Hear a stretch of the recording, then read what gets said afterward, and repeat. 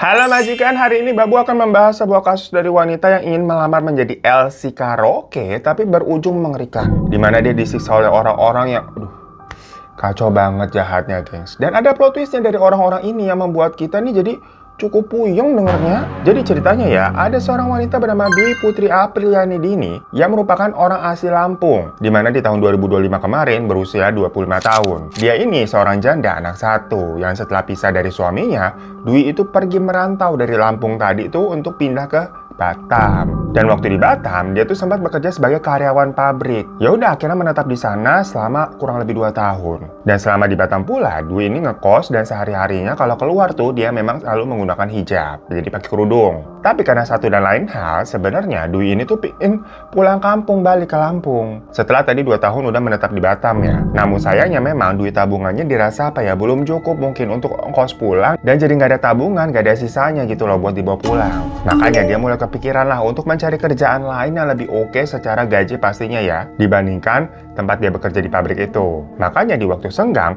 Dwi ini sempat buka-buka sosial media tuh nyari-nyari iklan lowongan kerja dan lewat nih ceritanya, iklan lowongan kerja menjadi LC di FYP-nya. Dibilang katanya dalam semalam bisa dapetin 500.000 sampai 1 juta lebih begitu loh. Nah, menurut pengakuan temannya, Dwi ini tuh cukup polos karena dia nggak tahu persis LC itu tuh kerjanya ngapain aja sih sebenarnya. Yang dia tahu ya secara garis besarnya aja, kalau LC, Ladies Companion kan itu tugasnya ya mengcompany atau ngelayanin klien-klien nemenin mandu karaoke. Soalnya katanya Dwi sendiri sempat nanya-nanya memang ke temennya itu. Macam, LC emang sebenarnya ngapain aja sih? Kurang lebih begitu ya menurut info di berita-berita. Walaupun di sini pas Babu baca-baca beritanya segala macam, banyak tuh ternyata diskusi orang-orang yang pro dan kontra. Karena beranggapan maksudnya Dwi itu kan umurnya 25 tahun yang harusnya sedikit banyak sudah mengetahui lah cerita-cerita tentang pekerjaan LC sebenarnya tuh seperti apa. Karena kan ya di berita-berita luas ataupun di sosial media sekalipun banyak yang membahas tentang LC. Namun ya untuk kebenarannya sendiri kita nggak paham ya majikan ya. Maksudnya mungkin saja kan Dwi ini memang sepolos itu, kita kan nggak kenal. Dan ini memang cerita menurut temannya sendiri. Dwi sempat menanyakan tadi tuh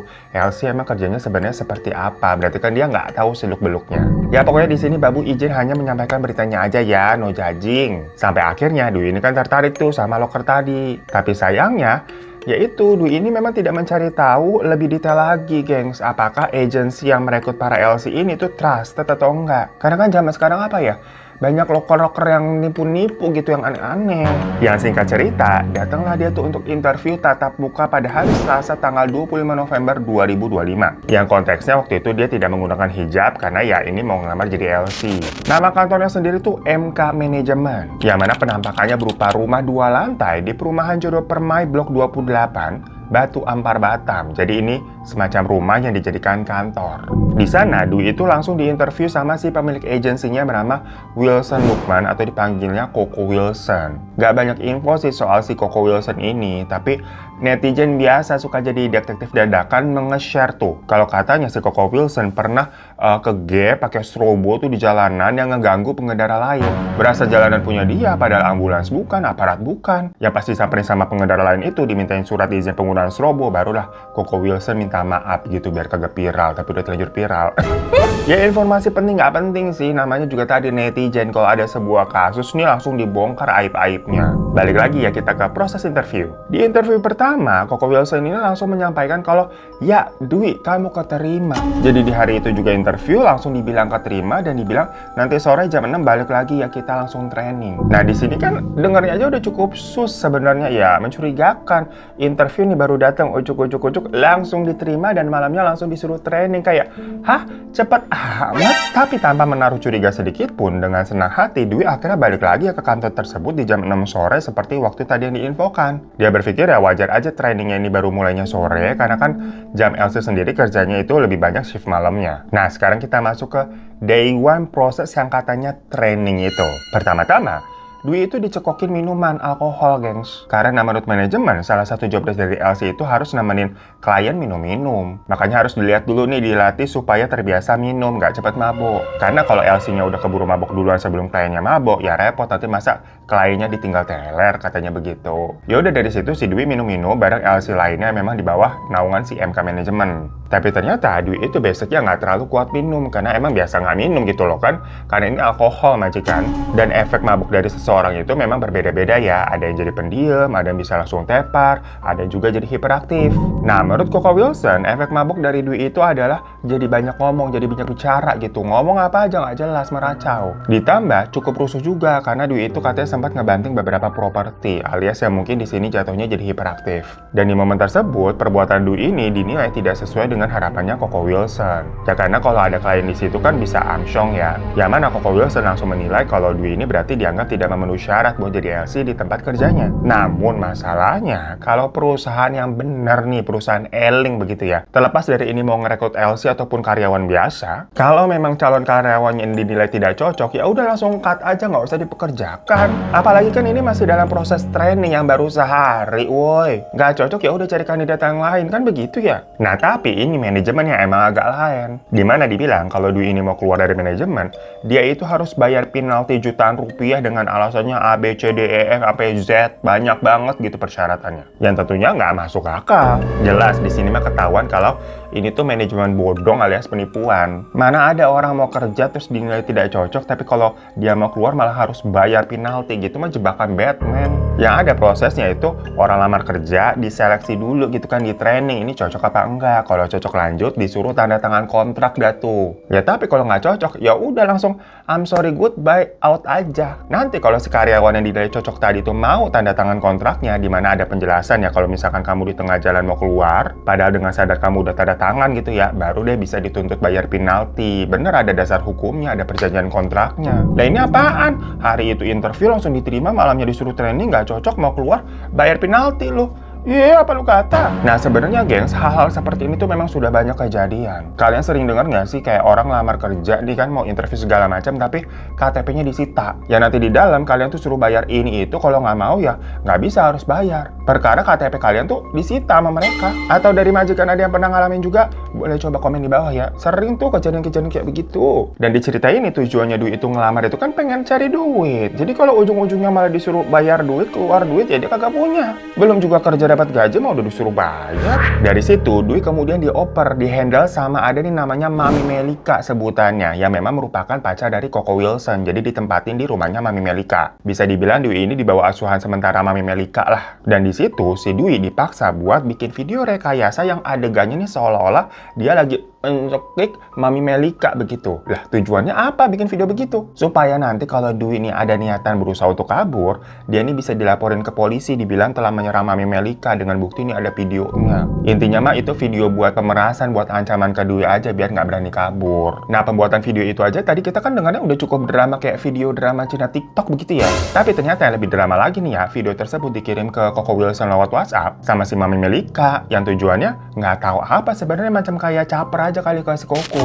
Karena Coco Wilson pas ngeliat video itu marah banget, berpikirnya kayak udahlah nggak bisa jadi LC masih berani-beraninya nyenggol pacar gua. Jadi ternyata si Coco tuh bilang nggak tahu menau kalau ternyata video itu tuh konteksnya hanya rekayasa baik. Dan si Mami Melika ini sepertinya menyukai keadaan di mana si Coco Wilson tuh jadi marah membela dia macam kayak cewek-cewek caper cenah. Soalnya habis itu Coco Wilson langsung datang nih ke rumahnya Mami Melika dan membuli Dwi dengan cara mencoret-coret mukanya Dwi itu menjadi kayak badut sambil dihina-hina, jatuhnya jadi kayak semacam kekerasan verbal ya. Dan setelah itu Dwi dipukulin guys. Jadi setelah tadi dijadiin badut, dihina-hina segala macam, baru dipukulin. Yang mana keadaan tersebut berarti berubah menjadi sebuah siksaan. Yang mana hal itu terjadi selama 3 hari berturut-turut dari tanggal 25 tadi sampai tanggal 27 November 2025. Apa kabar dunia? Pokoknya mulai awalnya disiksa itu dari dipukulnya pakai tangan kosong, ditendang, palanya dijerutin ke tembok, diborgol, terus mulutnya juga sempat dilakban. Tapi yang paling parah, hidungnya Dwi ini dimasukkan selang air yang disembur selama 2 jam. Jadi disemprot air kayak sapi gelonggongan. Dan hal itu dilakukan dalam keadaan tangannya Dwi ini diikat gengs. Jadi Dwi nggak bisa menghindar ataupun memberontak membela diri. Kebayang nggak sih sesek dan sakit perih banget, hidungnya berasa tenggelam. Mungkin kita aja kalau berenang kemasukan dikit aja udah perih banget. Ini 2 jam loh. Istilahnya kalau penyiksaan tersebut semacam waterboarding sebutannya ya. Nah setelah melalui banyak penyiksaan selama beberapa hari secara berturut-turut, akhirnya Dwi pingsan. Ya nggak kuat lah. Pas Dwi ini udah nggak ada reaksi, baru tuh si Coco Wilson panik. Di situ dia menyuruh Mami Melika buat manggil bidan. Nah, Jujur nggak paham kan, nyuruhnya kok manggil bidan coba. Bener-bener apa kabar dunia? Dikira Dwi lagi hamil apa gimana? Ya mungkin orang yang terdekat dari rumah tuh adanya bidan kali ya. Tapi ya emang sedeng aja ternyata ini orang-orangnya, geng, sekalian harus dengar. Yang pas bidan itu datang ngecek gitu kan, si bidan bilang kalau Dwi sudah meninggal karena udah nggak ada nafas dan nadinya. Udah dibilangin begitu tuh, si Koko Wilson kagak percaya. Dia justru meragukan si bidan tadi kayak, so tahu kamu kan cuma bidan bukan dokter. Lah emosi nggak lu? Kalau begitu dari awal jangan lu panggil bidan dong, panggil dokter. Gitu ya. Setelah itu si Koko Wilson malah nyuruh anak buahnya yang dipanggil dengan sebutan Papi Charles buat mencari tabung oksigen. Beli tabung oksigen gitu loh. Bentar, maaf banget ya intermezzo ya. Nama-nama orang di sini tuh emang kayak kedengeran seaneh-aneh kelakuannya, kayak nggak lazim kan dari tadi kita. Mami Melika lah, Papi Charles lah. Ya udah, tapi ikan cucut. Lanjut. Sampai akhirnya si Papi Charles ini tuh balik tuh udah bawa tabung oksigen kan, dia beli dari apotik dan langsung dipasangin ke Dwi. Ya tapi tetap aja Dwi nggak ngerespons. Jadi sok-sokan mau jadi tenaga medis gitulah, emangnya lu ngerti? Barulah habis itu Koko Wilson memutuskan untuk membawa Dwi ke Rumah Sakit Elizabeth Selekop Batam pada Jumat 28 Novembernya sekitar jam 9 malam. Tapi ya gengs ya, Rumah Sakit Elizabeth ini tuh ternyata lokasinya jauh banget tuh, bisa dibilang ya, dari rumahnya si Mami Melika. Karena sebenarnya ada loh itu rumah sakit yang lebih deket, tapi milihnya malah yang paling jauh. Apa kabar dunia, udah nggak paham memang nih. Ya hal ini diduga kayaknya si Koko itu tuh mau menghindari kecurigaan dari orang sekitar yang mungkin kenal sama dia. Misalkan kalau di rumah sakit sekitar kan ya orangnya lingkupan situ-situ aja, mungkin ntar ada tetangga segala macam kenalan. Loh kok itu Koko Wilson bawa wanita sampai pingsan begitu, diapain gitu loh, takut digosipin cenah. Ya pokoknya sampai di Rumah Sakit Elizabeth, si Koko ini bilang ke perawat kalau dia nggak bawa orang yang nggak dikenal nih. Jadi ala-ala si Koko itu nolongin cewek pingsan di jalan, ada-ada aja ya.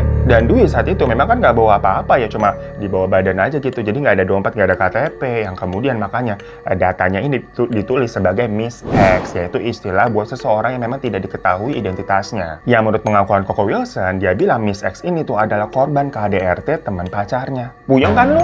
Tadi dibilangnya kagak kenal, tapi kok bisa tahu Miss X ini adalah korban KDRT dari teman pacarnya? Ya kalau begitu lu tanya pacar lu, ini si Miss X namanya siapa? Susah bener ya. Aduh, tahan emosi majikan, mohon maaf banget ya.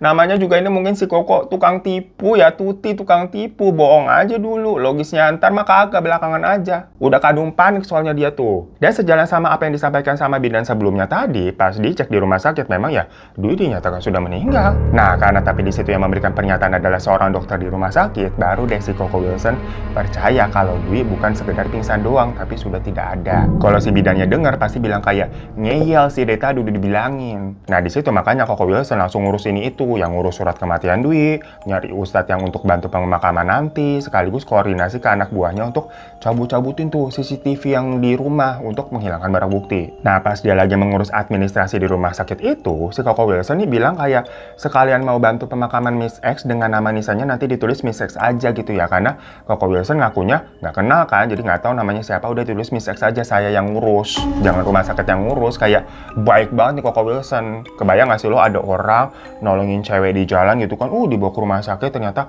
meninggal. Yang udah biasanya kan ya udah urusan rumah sakit, entah rumah sakit yang ngubur atau dicariin keluarga segala macem. Tugasnya Koko Wilson udah selesai. Tapi di sini Koko Wilson bilang enggak, udah saya aja yang nguburin, nanti batu nisannya namanya Miss X begitu. Nah makanya rumah sakit menilai Koko Wilson ini aneh ya, kayak kita tadi ngakunya nggak kenal tapi katanya teman pacarnya, bagaimana sih? Jadi kematian Miss X ini alias Dwi ya dinilai ganjil. Makanya sama pihak rumah sakit, jenazah Miss X ini tuh nggak langsung dikasih ke Koko Wilson, nggak dibalikin, melainkan ditahan dulu untuk diselidiki lebih lanjut. Yang hal itu ternyata berimbas kepada proses administrasinya yang jadi makin lama. Karena kan sebenarnya di dalam nih jenazah Dwi lagi diperiksa. Nah si Koko Wilson nggak sabar, dia tuh deg-degan kali ya, takut ketahuan. Jadi dia minta tolong ke security buat ngambil tuh, ngangkat dari jenazah si Miss X ini untuk ke mobilnya Wilson dari IGD. Udah gelisah banget dia tuh. Ya pihak security kalau nggak ada surat izin ya nggak berani lah. Yang ada justru dari perintah manajemen rumah sakit, security-nya disuruh jangan biarin si Wilson pergi. Karena pihak rumah sakit juga lagi nelpon Polsek Segulung tuh untuk melaporkan adanya keganjilan pada kematian nih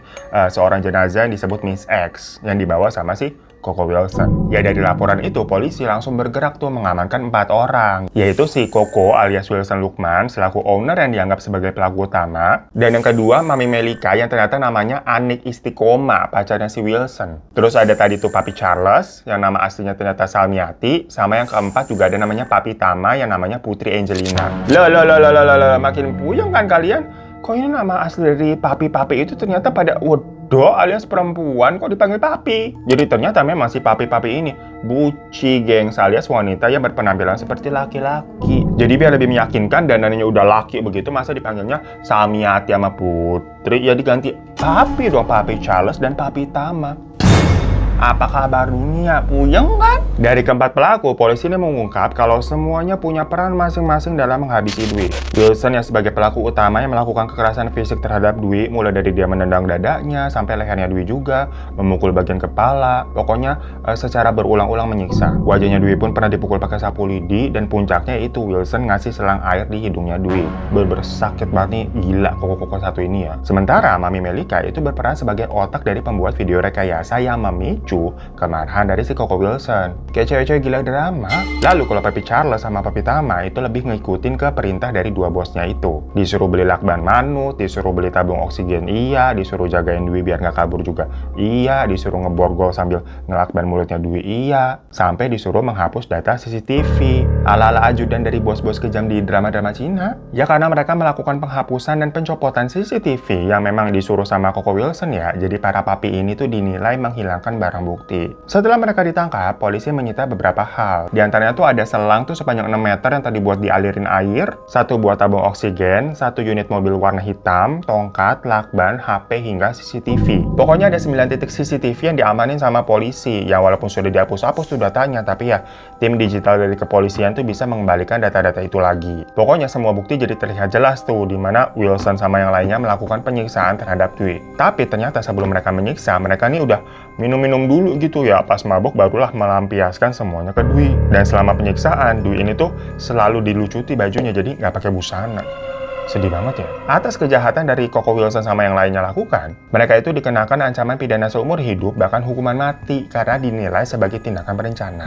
Habisnya ini kan penyiksaan yang disengaja selama berhari-hari. Kalau nggak disengaja ya nggak mungkin sampai terus-terusan. Sampai 3 hari lanjut terus dan baru berhentinya waktu Dwi udah pingsan. Sementara itu setelahnya jenazah dari Dwi itu dipindahkan. Yang tadinya di RS Elizabeth ke RS Bayangkara Batam untuk otopsi lebih lanjut atas izin keluarga juga pastinya. Dimana kondisinya Dwi itu sudah mengalami banyak luka memar di bagian kepala dan di sekujur tubuh. Dan dari pembedahan di bagian kepala diketahui Dwi itu mengalami pendarahan otak dari dahi sampai kepala bagian belakang. Dan pemeriksaan pada bagian dalam tubuh itu juga menunjukkan hal yang sama ya, tapi yang paling miris adalah sebenarnya ditemukan debit air yang sangat banyak di paru-parunya, karena ya sempat ada penyiraman air tadi itu pakai selang berjam-jam. Nah gara-gara kasus ini tuh sempet ramai banget di Batam sana gengs. Maksudnya LC-LC yang dulu pernah jadi korbannya Koko Wilson yang memang sempat kejebak di bawah manajemennya ya, itu jadi pada berani speak up. Yang mana ada salah satu korban yang cerita kalau dia tuh keterima sebagai admin sebenarnya. Yang awalnya mah kerjanya bener nih sebagai admin pada umumnya. Tapi suatu hari dia memang bikin kesalahan input data. Dan karena kesalahannya itu, dia dikasih hukuman kalau sepulang kerja dia disuruh ke rumahnya Mami Melika tuh untuk jadi pembantu buat masak-masak. Cukup aneh ya dengar hukumannya jujur ya. Tapi dia pasrah aja tuh dikasih double job seperti itu ya karena ngerasa memang ngelakuin kesalahan kan. Dan memang mungkin hukumannya seperti itu. Tapi basicnya dia kan bukan ART yang bisa masak juga. Yang hasilnya akhirnya makanannya nggak sesuai dengan lidah para bos-bos gilanya itu. Alhasil dia dipukulin, disiksa gengs. Aneh banget ya orang admin disuruh tahu-tahu jadi pembantu masak-masak, masakannya nggak sesuai, dipukulin. Terus ada juga nih wanita yang memang jadi LC kerja sama Koko Wilson. Saking karena stresnya sering disiksa, dia sampai motong maaf ya ininya nih dan dilarikan ke rumah sakit karena kehabisan darah. Jadi memang mencoba untuk bunuh karena nggak kuat, tapi untungnya berhasil diselamatkan. Namun yang lain tuh ada yang sempat dikurung sampai 4 hari, nggak boleh makan, nggak boleh minum gitu. Tapi dicekokin terus tuh obat penenang biar dia nggak teriak-teriak minta tolong. Nah makanya setelah kasus ini tuh mencuat, banyak pihak yang berharap kepolisian Batam tuh bisa lebih lagi menyoroti kasus ini. Sepertinya ya cek-cek juga nih agensi-agensi lainnya para menaungi LC-LC di Batam. Katanya sih banyak yang begini soalnya. Ya menurut beritanya ya, mungkin teman-teman di Batam boleh ada yang nambahin atau koreksi kalau Babu salah. Di Batam sendiri itu kan memang terkenal kalau dunia hiburan malamnya tuh lumayan jalan, lumayan besar. Dan masalahnya ternyata banyak agensi yang ngerekrut pekerjanya tuh pakai unsur penipuan, gengs. Dimana para pekerjanya diambil dari daerah lain di luar Batam ya, diajak untuk ke Batam, diiming-iming ini kerja nanti dibilang jadi ART di rumah orang kaya. Ternyata malah dijadiin LC. Yang kalau nolak ya kayak tadi diancam disuruh bayar penalti gede. Dan gak jarang setelah mereka dieksploitasi tuh jadi LC ya, maksudnya LC-nya juga plus sampai sakit-sakitan segala macam. dia dibuang. Beneran dibuang di pinggir jalan aja gitu, kayak barang habis dipakai udah nggak berguna dibuang. Dan dibuangnya di daerah-daerah yang jauh gitu, yang mereka nggak kenal itu di mana, tanpa dikasih perbekalan sedikit pun. Bahkan barang-barang mereka kayak handphone sampai kartu identitas itu diambil. Sedih banget ya, berasa kayak jadi di Kamboja. Nah makanya sebenarnya banyak yang berkomentar mengingat kasus-kasus seperti ini tuh bukan hal baru, jadi ada kemungkinan Dwi itu tuh mungkin dijebak juga. Jadi cerita tadi itu kan sebenarnya menurut pengakuan Wilson CS ya, yang dibilang Dwi ini sempat mabok terus banting-banting barang tuh waktu hari pertama interview. Namun dari cerita temannya Dwi tentang kepolosannya Dwi yang bilang Dwi aja sempat nanya kira-kira jadi LC itu ngapain, bisa jadi nih kejadiannya pada saat itu waktu si Dwi di training disuruh minum-minum segala macam, dia mau diapa-apain mungkin, makanya dia berontak dan banting-banting barang. Jadi bukan karena mabok ya, tapi yang jelas apapun alasannya, perbuatan dari Wilson dan orang-orang di balik semua ini benar-benar jahat dan sangat apa kabar dunia ya, udah gila. So majikan, tadi itu kasus seorang wanita yang ingin mencari tambahan uang dengan menjadi LC. Ya apapun pekerjaannya, siapapun orangnya, nggak ada juga yang layak diperlakukan seperti itu ya. Kayak stres banget abisnya, punya masalah hidup apa sih seseorang bisa sampai jahat dan setega itu, bingung kita. Ya semoga makanya pelaku dijerat hukuman yang seberat-beratnya dan Dwi juga sebagai korban bisa tenang ya. Buat teman-teman di Batam yang tahu kasus ini, boleh nambah-nambahin infonya, atau mungkin ada cerita-cerita tentang dunia hiburan di Batam sendiri, benar nggak sih seperti itu? Boleh komen-komen cerita di bawah ya. Mohon maaf ya majikan kalau ada salah-salah kata, kalian koreksi aja, tambah-tambahin. Sampai ketemu lagi kita di video-video selanjutnya. Assalamualaikum warahmatullahi wabarakatuh.